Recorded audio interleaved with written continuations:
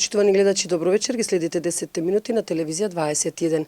Наши вечерашни гости Виктор Филиповски и Александар Неделковиќ, двајца од неколкуте повредени полицајци на протестите што се случуваат во последниве 2 недели. Виктор, кажи ни што се случи таа вечер? Добро вечер. Ние бевме поставени кај улицата Даме Груев пред штабот на ВМРО. Бевме поставени во кордон, наеднаш најде масата и почна со потискување на нас, полицајците. Потоа почна да гаѓат, се повлекал на назад и почна да гаѓат со тврди предмети, шишиња, бекатонски плочи и други некои предмети тврди. Потоа бев повреден при гаѓањето од масата бев повреден со бекатонска плоча во левото рамо. Потоа почна да потискаат и се размаа уште повеќе масата. Дали видовте кој ве повредили? Тоа е толпа која што не може да забележите. Поголема маса на луѓе и не се приметува кој гаѓа од страна. И што направи тогаш полицијата и вие вклучително? Јас бев вратен, укажана ми беше лекарска помош и бев изнесен од толпата настрана. Бев повлечен од улицата и бев однесен во градска болница. Ви укажа таму лекарска помош и што се случи потоа?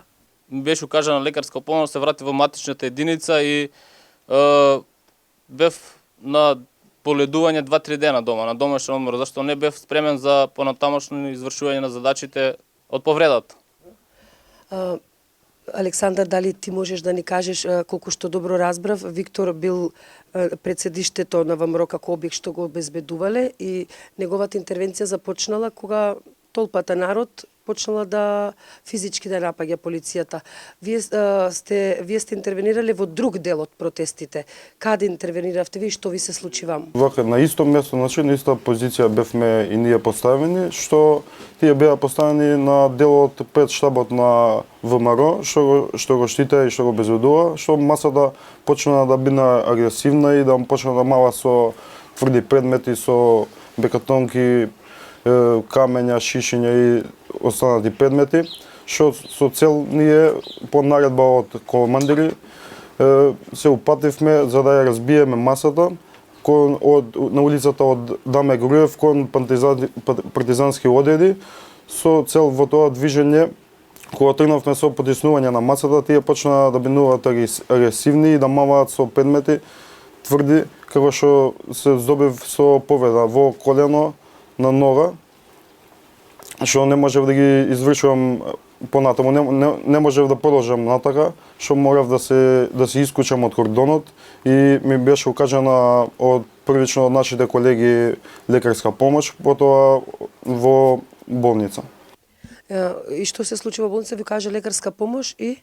Значи, повредата беше не беше многу страшна, имаше повреда на мускул и не беше толку страшно што требаше мирување после неколку дена или една недела, да кажем. Значи ми помина, веќе скоро сум подобар и веќе можам да почнам на работа, да ги извршам работа. Значи и вие исто како и Виктор бевте на боледување, не можевте да се вратите на вашите редовни. Да, исто како колегата Виктор исто. Кога ги извршувате вашите работни задачи како полицајци, како ви се чини тоа што народот го изразува незадоволство против полицијата наместо против она кој што дошле, дали против можеби власта или можеби против некој друг, против некоја одлука на собранието? Како го гледате тоа? Мислам дека не треба да се напаѓа полицијата, зашто ние сме исти дел од народот. И ние сме како нив, и ние имаме фамилии. Не е добро, значи треба да нека протестираат, ама нека биде во мир. Александар, вие? Тоа е работата, значи нема потреба на полицијата, полицијата е за сите нации и народи, значи таа мора да излезе таму кој да е, мора да го спечи нарушувањето и било кои други обврски задачи и тоа е.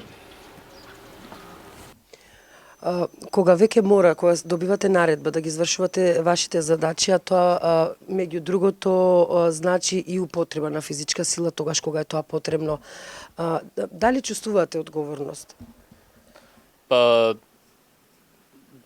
не знам, тоа не е работа нас. Значи нашата професија е таква што мора да одговориме на сите задачи што од нашите претпоставени. Одговорност тоа ја презима некој друг место нас. Александар, вие? Па тоа нема што да кажам. Значи по наредба работиме како што ги ни биде дадена за укажана задача или да извршиме или обврска. Тоа е тоа. Како се чувствате сега физички? Дали сте подготвени веќе за враќање на обврските? Па веќе еве 2-3 дена сум на работа, почнувам со активности, сите задачи што се ни дадени веќе сум во можност да ги извршувам како што треба. Исто и јас, значи почнам веќе со 2-3 смени поред редовно да идам на работа и тоа. Дали можеби ова што им се случува на полицајците кои се изложени на опасност се разбира кога обезбедуваат вакви дали протести, дали на спортски надпревари, дали во безхрабра сте помислили некогаш нема да бидам веќе полицаец? Па желбата е пред се, значи не сум се никогаш така разочарал дека никогаш нема да бидам полицаец или нема да ги извршувам задачите. Додека се во правна рамка. Не, никогаш не сум се така помислил. Вие, Александар? Исто и јас, значи не сум размислил до тој степен, значи секој по своја желба што сака работи, исполнува и тоа. Почитувани гледачи, ова беа 10 минути на телевизија 21. Останете со нас, следуваат вестите на македонски јазик.